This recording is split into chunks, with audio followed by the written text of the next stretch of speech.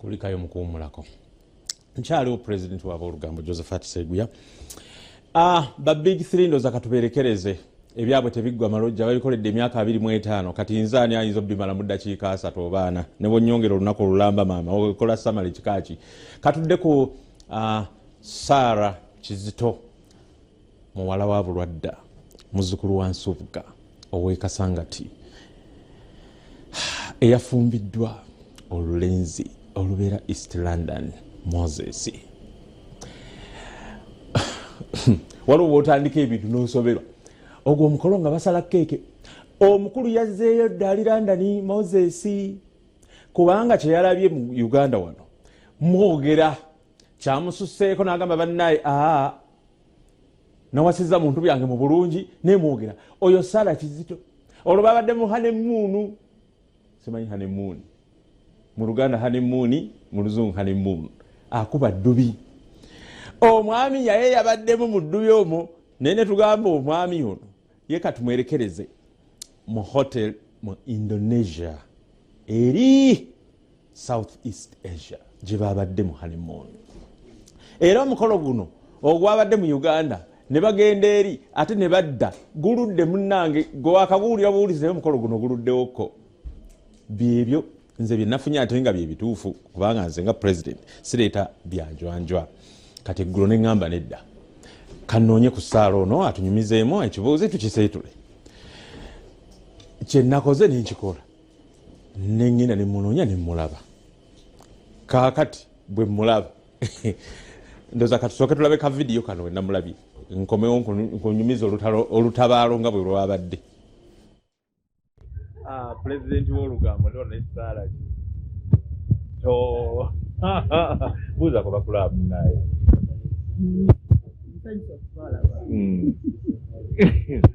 ng'onyumye naye Sara ate ozikidde yono mumanyi bingi nnyo ebiriwo naye nga nkya mu lugambo katulabe amaaso yono yennyini awedde emirimu takkasse tuli wano ku Central Park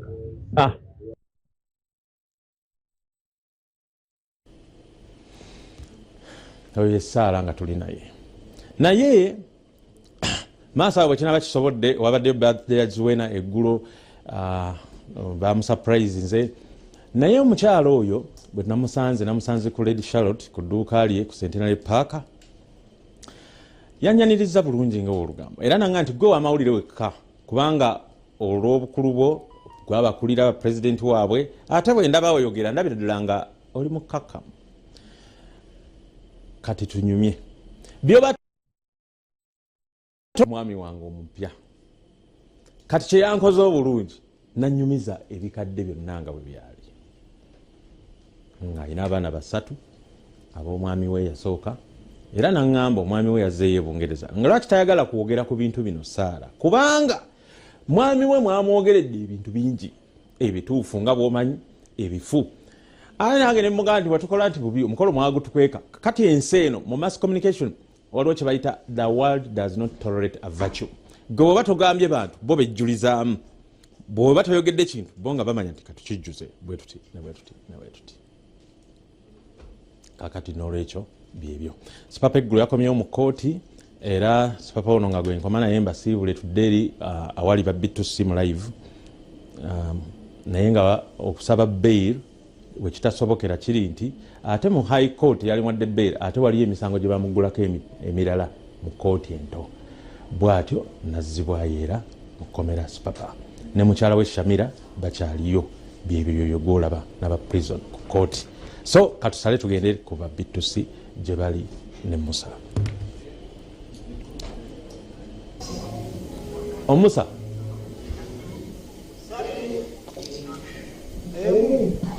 chedomole. All right, tuli ku Bukedde TV1 anze Musa Semwanga era muganda wange kana akanyomero kaffe tukyali mu lugambo olunaku lwakubiri twebaza Mukama Katonda olw'obulamu. Abaganda baffe abasiibi, assalamu alaikum warahmatullah. Kitutwala baffe abakitwala, ebyo ebintu bibuzaabuza. Mulimu abasanyufu nti kiggwako, ne mubaamu abagala okukaaba nti ekisiibo kikola ki nga kigenda speed. Naye byonna byonna regardless, tusaba Katonda atuyambe, atusonyiwe ebibi byaffe, atubeerere mu muganda wange. Naye nga kyolina omumanya olunaku olwaleero ndisaidize eno Bukasa. Tutu eno B2C gye bakolera emibiri era emaaso kaawo tugenda babuuza emibiri gino gyetaaga okulya emmere, balya kilo mmeka, bakikola batya okubeera nti muganda we bali fit era nga balabikira ddala bulungi. Naye kansooke nzijewo buno muganda wange, ku social media kubaddeko amawulire ag'enjawulo okutandika olunaku lw'eggulo paka wetwogerera kati. Era nga muganda wange waliwo omuyimbi omuto bamuyita Liam Voice. Liam Voice we yagira ku maapu, abantu bamwogerera nti tagenda kuyimba, tagenda kubeera wakabi, nti talina kyagamba industry eno. Abantu bamwogerera ssebo bagamba wa goli muyimbi wa TikTok otugamba ki? Kati mweyembeera olunaku lwajjo yavuddeyo n'apostinga n'agamba nti muganda wange abantu abanzalawa ate kati be baagala mpositinga ebintu byabwe, nti nabwe ekyo mwanzala wasigenda bapositinga. Yabipositinze ku mukutu gwe ogwa Twitter, n'agamba what a shame, artists who used to call me all sorts of funny tags in form of lowering my ambitions are now the same people asking me to help them push their content and sounds on TikTok. N'abaga sigenda bayamba. Naye nga kyolina omumanya Liam Voice akubye emmeeza, katulabe kitambula kitya. Wetwongerayo ku story endala, tuyinawo ya mwana muwala Doreen Kabalebe. Doreen Kabalebe oyinza ogamba Ssemwanga ayogera ku Doreen ki, waliwo mukyala ebiseera ebyo ndowooza twali tukyasoma ekifaananyi kye ne Chameleone kyatambula nnyo ku intaneti edda, naye avuddeyo n'agamba mwabakuba ebifaananyi mutuleetera obuzibu. Ogenda n'okuba ebifaananyi nenvayo nga nina hips, nina buli kimu, naye abantu bwe bantuukako nga siina kye nina. N'olwekyo n'agamba photographers should stop the over editing. You give us big hips and bums, when people see us in person they begin to look for these things. Mujja tukubya kibooko. Kale abasajja bali muno babuguma. Naye kyolina omumanya Spice Dana olunaku olw'eggulo yagenze ne bamutereeza erinnyo. Spice Dana yadde n'erinnya awo, naye baalitereezezza era bagamba yazze ku nnyama. Spice Dana tukuyozaayoza n'azaawi bayithayo yatereeza erinnyo lye, kati Spice yatereezezza erirye. Abadde takyalya nnyama naye yakati yazzeemu okulya nnyama. Kale byebyo yessaawa ndowooza endagaane. Abasajja bali wano bakajjuza bannange. Sebo kiri kitya? Kiri kitya? Oli sede? Sina mtawana. Naye kati zino ssaawa mmeka z'oli mu gym? Essaawa gym teriiko ssaawa.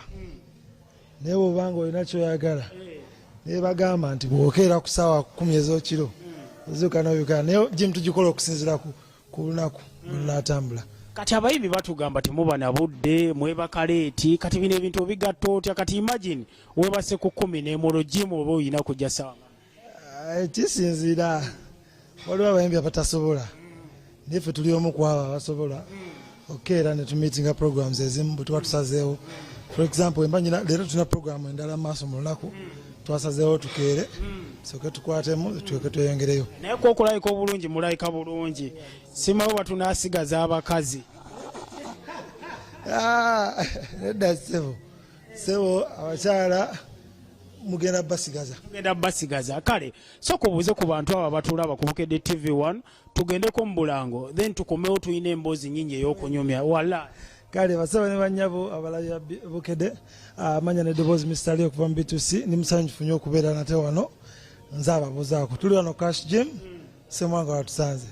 Okay, Bobby Rush wagwan omayono mu rasita kati webuuza wagwan oddamu otya?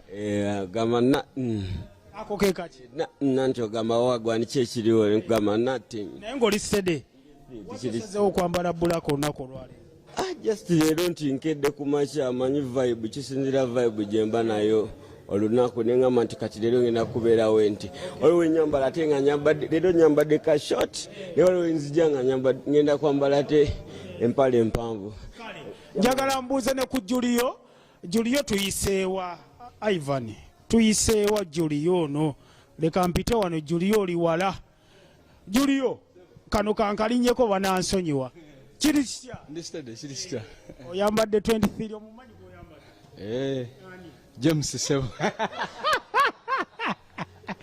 James gw'oyambadde Sebo yakakola ebyafaayo ogenda kumbuuza kala naye endeyoke naye ng'oleeta olunaku olwaleero wano ntambulamu kiyamba ky'omuyimbi okisooka oba osobola okuyimba ebbanga ddene gaasi n'ekirala kikuma omubiri gwo ng'oli mulamu bulungi ekimala kale katuwumulemu muganda wange tukomewo bano abasajja batuwulire ebintu bingi balya mmere ki y'abakyala baffe waki tebabeesonyiwa lwakuba balina emibiri naye nange nogenda kukomawo ko mu jimu nkwatemu era owa kashi tumugambe kale katuwumulemu then tukomewo.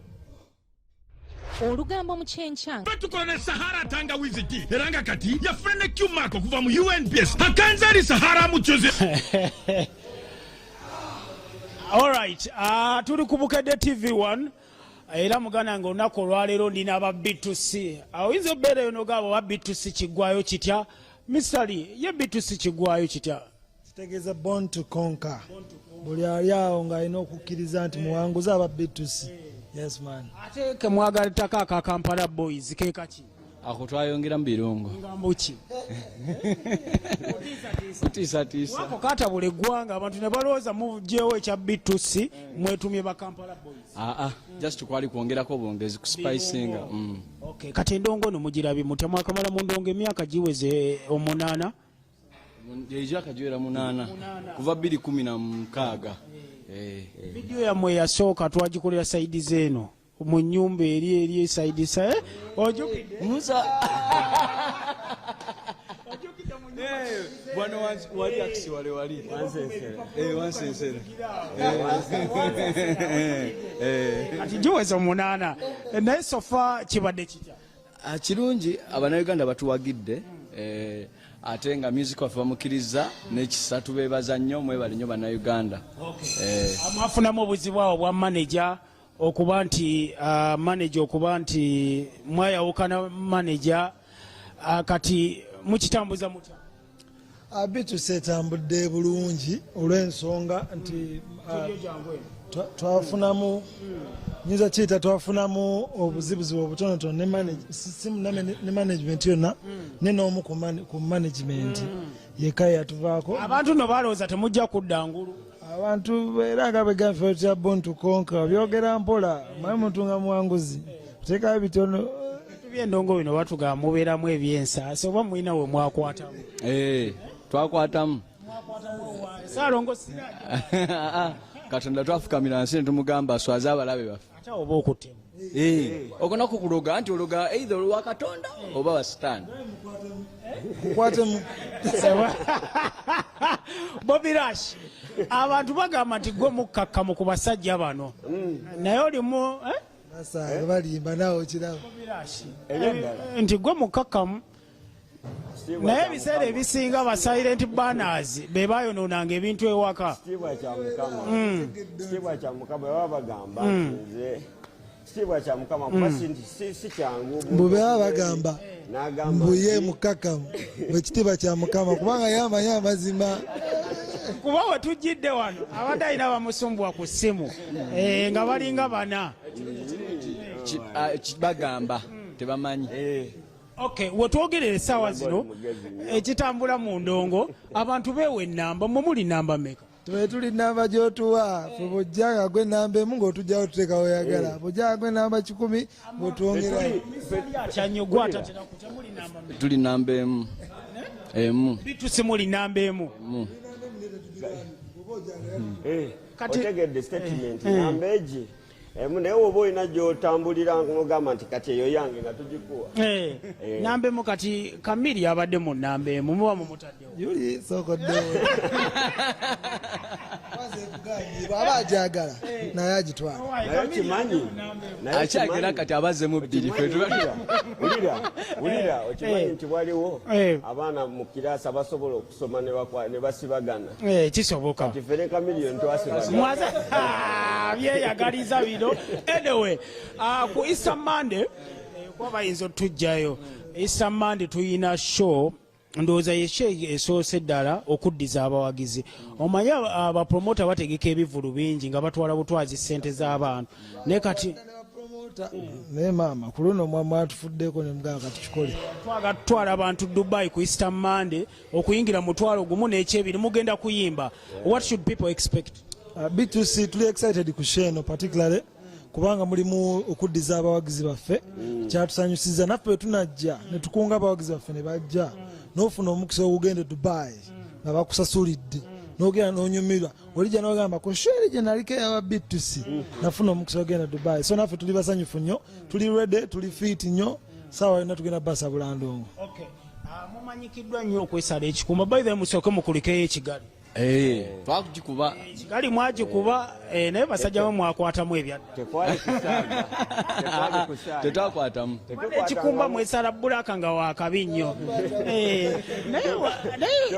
byakufaananira nga bye twakuttemu naye nendonga erimu ssente kuba ebintu byonna bye mwambala bya bbeeyi vidiyo zammwe za bbeeyi kwati olaba vidiyo yammwe empya eya kitooke kyagonja olabira ddala erimu ssente erimu okutambula mwagikwatira jinja right endonga eno erimu ssente eri omuyimbi atandika erimu ssente naye erimu n'okwerekereza kungi awo mumamu okwerekereza buli wakola ebirungi abantu babisiima ne bakuwagira n'ozzaamu so bw'okola ebirungi nga bajja nga bakuwagira ng'ozzaamu temuyinayo abassaamu ssente misitali kuba abasajja musenababayiseepu tubadde tulina emyaka gyeyimbidde bizinesi eyimiridde nti esobola okuba nga ekola ebintu byayo nga bwebikola negiro nga bagambye esente ezisinga ffe tulowooleza nnyo okuziza mu bizinesi because twagala nnyo owa abawagizi baffe ekintu ekirungi ate tetupulaninga yemba myaka 5 tulekeraawo tukyalina olugendo olunene nnyo banasiga nga batuwagira banalaba nga tukoze ebintu ebyenjawulo ate bajja yongera otuwagira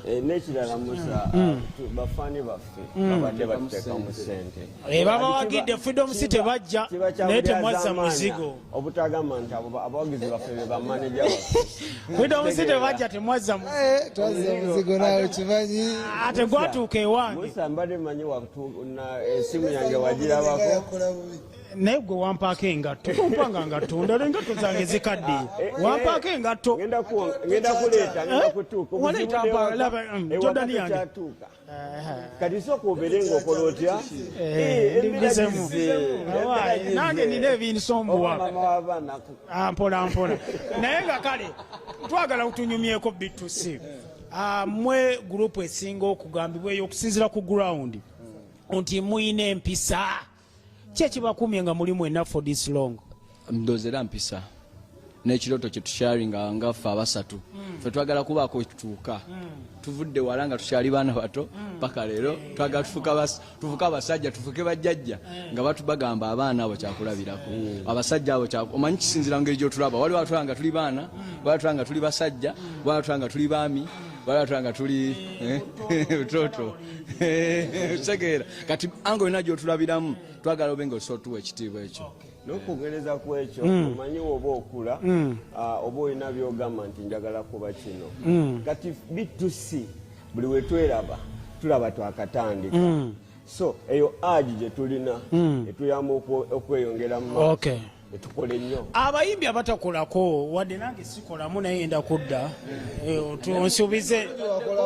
onsuubize ensi neggulu muyisaawo ki bannange zabakyaziza abayimbi abatakolamu kati tumenye kumanya obamanyi gwansinga olubategeera abatakolamu kamiri akolamu lumu na lumu nakolamu gumu neŋŋamba nzi ndi muyimbi kiri musifuzi waayo lwaki palaso tamutukwatira ku mukono namusibira namunajja kuba ne palaso tukola palaso ajjawa nalaika bulayi dakika nga 3 okutuuka naye mulimu abakola nga tebakyuka omanyi ebintu bya jimu olina okukola n'okyuka muyimbi kigoma yakola atakyuka jimu by the way buli omu alina kyayagala mu jimu mulimu abayagala okukolamu obunyama obutonotono, mulimu abayagala okukipinga fitness, mulimu abantu ab'enjawulo abakola gym. Oli n'ayagala ajja akola ebukozi kutema butemi mubiri, oli n'ayagala buildinga byanjawulo. Kati epasi yayagala kukola ki? Epasi ayagala kutema kukizolinga kusema mubiri gwa mutonotono okusinziira ku kyendaba. Yes man. Otherwise Jikeera banga lyakola gym singa yayagala geja nnyo jikeera jadda. Alina musajja we bamuyita Shube amukeera ku muzigo nabwo atugende. Anyway atwaga twogere ku nnyimba zammwe. Omanyi interview zino omuyimbi naye alina obba waafuniramu. Kiki muyina omwaka guno? Julio kiki muyina omwaka guno? Kitooke kyagonja tumulabye n'ebigambo by'oluyimba olwo nga bya kintu kikulu ate muli baana bato. Naffe twasangayo omusajja eyo omukulu. Naffe twasangayo omusajja omukulu naye atugamba akayimba kano mukayimbe mumulaba abantu kye bagamba. Mukwata vidiyo ng'era ya kintu kikulu. Omulimu oba olina okuguteekamu amaanyi oguba buli kye gwetaaga. Buli wogubba nagwo gukubba. Buli wokola ekintu tolina kukiyita wabbali, olina okukola reality. Kati ebintu bwe bwa biwulira ebigambo ebirimu bwe tutakola bifaanana bigambo tuba tukoze eki. Audience era yali eyo. Target audience yali eyo. Nze nayo bazadde baffe bemmanyi, abantu abakulu bemmanyi abalwagala ennyo. Bobby Rush. Sebo. Enkolagana yammwe ne Neema tekisusse tekimala. Muli wamu lulina mulaa ku bbandi mumututte ku Davire Bukoto ku birthday ne mumukima bawe ng'ava ku hijja era yemmwe waki wizomanizo si ya mukima.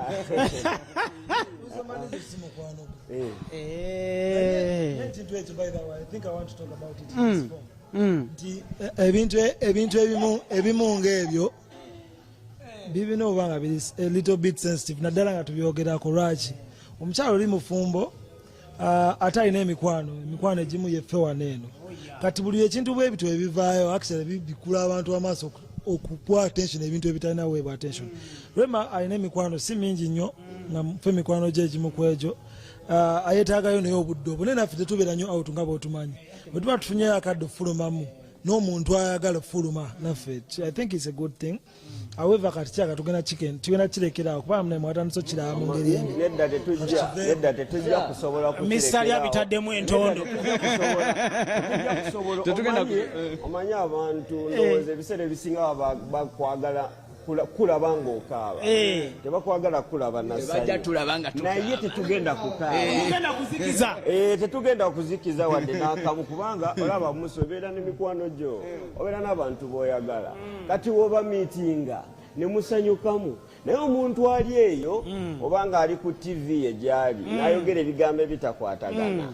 Owulira abantu bano ate nnoonya omusajja akola ku Bukedde gwe bayita Seeguya.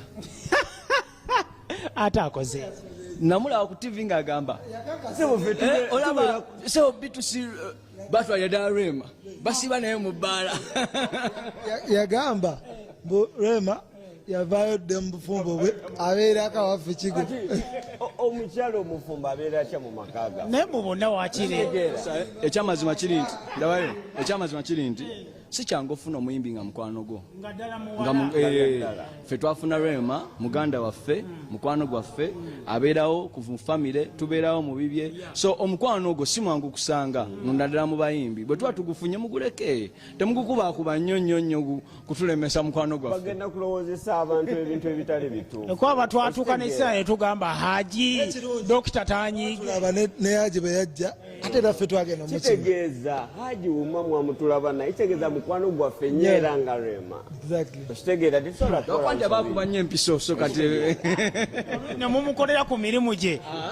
Akuba nnyo empiso so ne tuba nga ate ffe tumufuna mu budde butuufu. Kale muganda nge yakatwegattako tuli ne basajja bakulu aba B2C era ndowuliza mu background gano maka gaabwe by the way singa obawa ssente ku kivulu ne batalabika obasanga wano sibo wano jane kati wano kimene tutulirawo byuma ojja mpola.